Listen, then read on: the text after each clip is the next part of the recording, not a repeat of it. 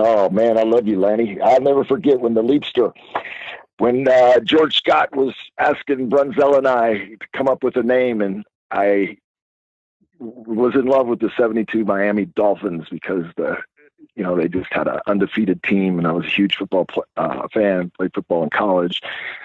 He asked us something catchy, think of something catchy, and I thought about the Killer Bees defense on the Miami '72 Miami Dolphins, or their linebacker core. All the linebackers, Baumgarten, Bonacani, their last names all ended with or began with a B, and I suggested the Killer Bees. Of course, Jimmy liked it, and George Scott comes back.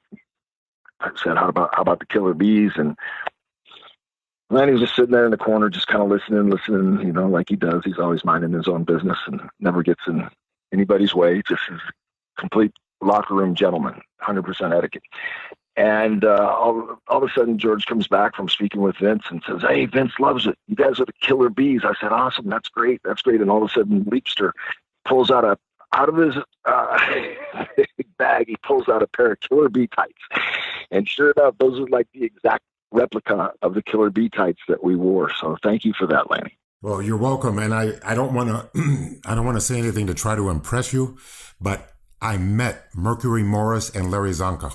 Wow, that's great. They're some of the reasons that the Miami Dolphins went undefeated in '72. Correct. They called them the Killer Bee defense because the linebackers, they have 4 linebackers whose last names all began with a B. So they got the nickname, the Killer Bees. Oh, yeah!